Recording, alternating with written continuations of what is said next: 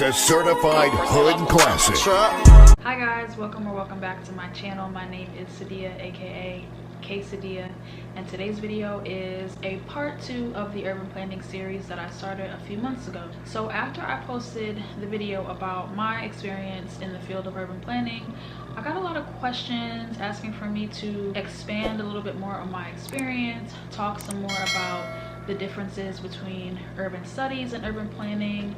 I got questions about my dissertation, questions from people who are interested in taking a similar career path to my own, and just wanting advice. So this is going to be kind of a hodgepodge video, answering some of the most frequently asked questions, talking a little bit more about my dissertation, and also providing some book recommendations for those of you who may be interested in learning more about urban planning but haven't 100% committed to the idea of returning back to school, doing a master's program, or just interested casually but not wanting to make that commitment to studying more in a more formal setting. So if you are interested in hearing more about the part 2 of my experience as an urban planner in a more non-traditional urban planning field, then please keep watching. I have my computer here because I have some notes and I just want to make sure I touch on everything, don't forget anything. So yeah, just as a small recap of my last video, I studied urban studies undergrad at Columbia University in New York. I got my master's in urban planning from the London School of Economics in London, obviously, and right now I work in a nonprofit as a commercial corridor manager. So I'm not a traditional urban planner, but I do think that the training I received in both my bachelor's and master's program definitely prepared me for the career that I have now. So I just wanted to talk, let me get a little closer so we can have a conversation. I just wanted to talk a little bit more about my experience because I noticed when I was doing research on careers related to urban planning, I couldn't find the perspectives from people of color, and I felt like I had a lot of value to add to the field just based on my own personal experiences. I've lived in cities all of my life. I've always had a real passion for city living, for community development, and I wanted to contribute in a meaningful way. That's what drew me to urban studies more broadly. And then as I was an undergrad student, I just felt like the necessary next step for me was urban planning as a master's degree. But I can only speak from my own personal experiences. This was what my journey was like, but by no means am I an expert on the discipline of planning at all. I can really only speak to my academic experiences, my career journey as a young professional in an urban planning related field. So yeah, take everything I say obviously with a grain of salt. Your journey may look a lot different than mine, but I feel like when I was in the beginning stages of my undergrad journey, it would have been helpful for me to hear from someone who was a little further ahead. So just think of me as I guess your big sister in this process, trying to help you along if you're just starting out. One question that came up was the difference between urban studies and urban planning, and what types of careers you can go into just with an urban studies degree. So urban studies, I would say, falls more in line with sociology, with anthropology, with history. So in my urban studies classes at Columbia, one of the first classes I took first semester freshman year was American Urban History. So in that class, obviously by the name, we talked about the history of some of the most prominent cities in the US. So how did Chicago become Chicago?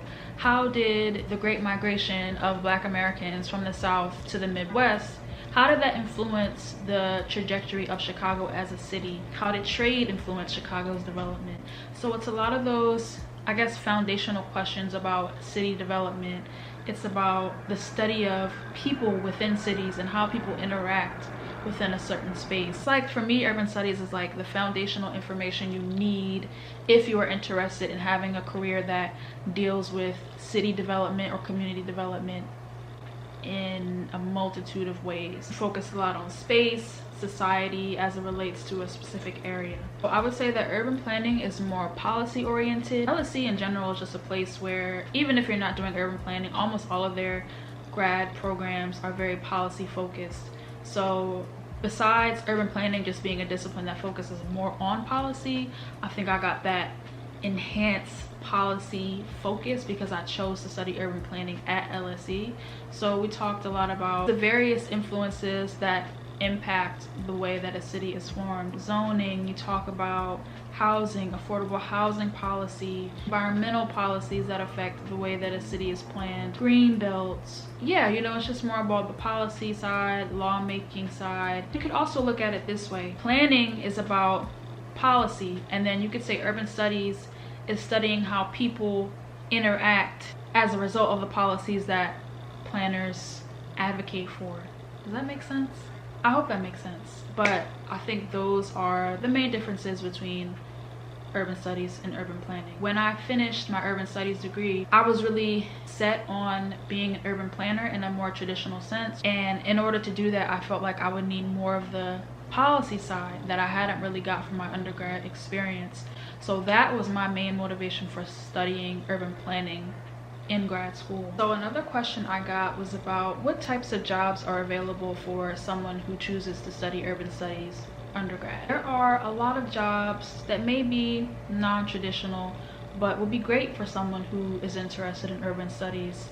For example, I know a lot of people who went on to do careers in research or analysts. The Urban Institute is a place where I know a couple of people who went to work there, and they do research on housing policy, homelessness, criminal justice, whatever aspect of urban studies appeal to you the most. There are careers in research. I know a lot of people that went on to work for nonprofits, that went on to do community organizing work, fellowship programs, like Venture for America is a big one. I actually was considering applying and doing a Venture for America 2-year commitment, or Teach for America, although that doesn't really relate so much. But urban education is an aspect of urban studies, so if you have an interest in urban education or urban education policy, you can get that hands-on experience in teaching. And then also one internship that I had in college, which was really helpful for me when I was thinking about a potential career in urban studies. I worked in the community investment department at Comcast.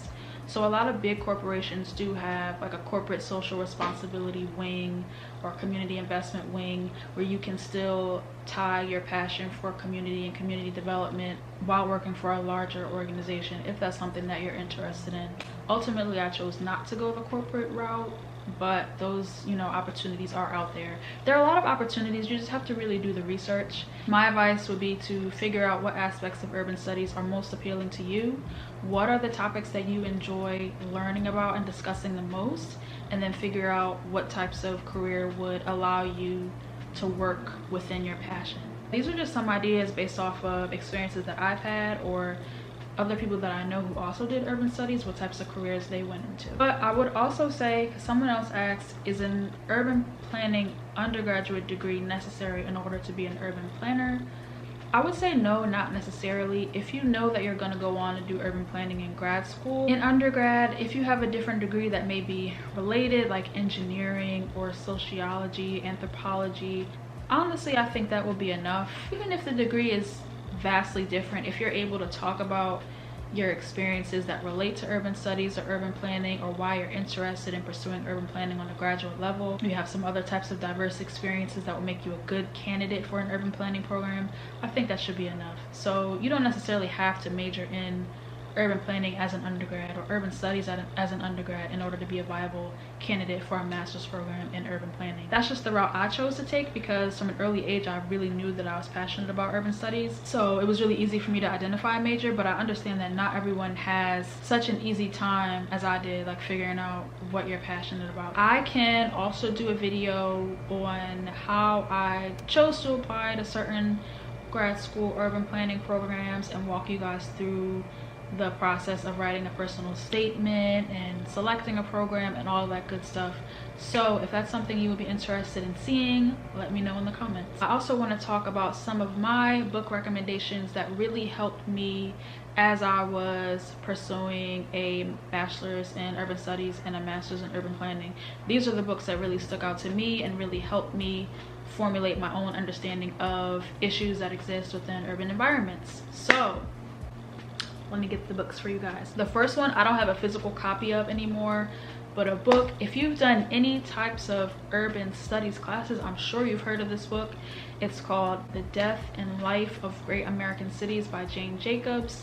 A lot of people will consider this like a foundational book for urban studies programs. If you've studied urban studies, you know Jane Jacobs. Like we talked about her in basically every class, but especially like the intro to urban studies classes that I took during undergrad, like she came up a lot. She's most known for are like the eyes on the street theory, or the city ballet. I forget the official term she used, but she was describing a neighborhood in New York, I think it was Soho, where it's like a really great neighborhood is a neighborhood where there are a lot of different things going on at once, and it's like a ballet where you have, you know, the mom and pop store, where you have people that are engaging with each other on the street, where the street is well lit so people feel comfortable and they feel safe interacting with each other on the street, where you have eyes on the street, where people care about their neighborhood and they're able to identify when something is going wrong because they kind of know who's supposed to be there and who's not.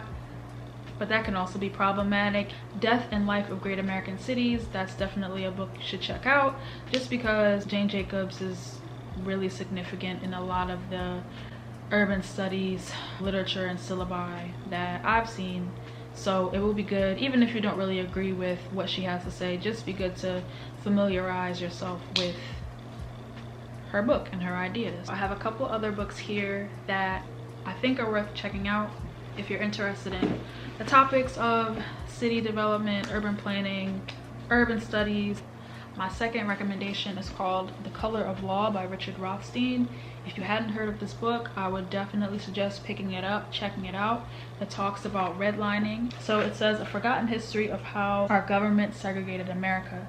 So it talks about redlining, it talks about white flight, it talks about, you know, even though segregation is no longer legal, there are a lot of issues related to segregation that still affect the way that people live today. And then we see these issues that come up in terms of, you know, all the riots and the looting that we've seen in the past couple of months. A lot of those issues that we see now and the things that people are protesting against resulted from policies that are discussed in this book. So definitely check it out if you haven't already. So this book, Urban Planning for Dummies, I picked it up just so I could review some of the tenets of urban planning before I started my master's program, and I would say it's definitely helpful in just giving an overview of what exactly urban planning is, what an urban planner does. So if you feel like you're a little bit rusty or you want to just brush up on your knowledge before deciding if you want to move into a master's program, I would say pick up this book just so you can review some of the concepts that an urban planner should know. All right, what else do I have? So this one, it's called Black City Makers: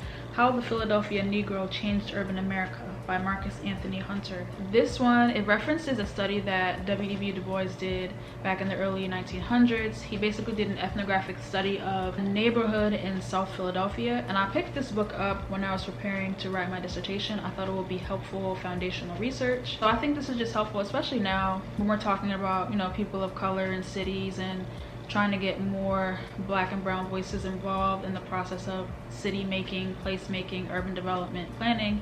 This is a book that really highlights research that Du Bois did over 100 years ago that's still relevant today, and it revisits some of the neighborhoods where Du Bois conducted his ethnographic study and talks about the changes in those neighborhoods and how those neighborhoods look today. I thought it was just a really good and helpful book for me when I was writing my dissertation, and also interesting for anyone who is, you know, interested in what an ethnography looks like, who wants to read more about Philadelphia's history and how Black people interact within the city. So check that out. This book is called Transforming Communities. This is something that I picked up in preparation for the job that I have now. So I do a lot of community building work, community organizing, and this was just helpful in hearing stories from other people who do similar work, how they're able to engage with the residents in the community that they serve, how they're able to plan effective meetings, how they're able to really bring multiple voices and perspectives to the table and get them rallied around a unified cause.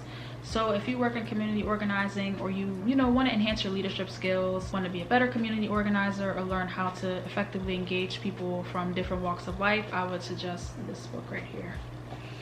Transforming Communities by Sandhya Rani Jha. I hope I pronounced that right. I could do a whole another video just about books that were helpful in the process of formulating my own thoughts about urban planning, urban studies as a discipline. But those are just a few I wanted to highlight in this video.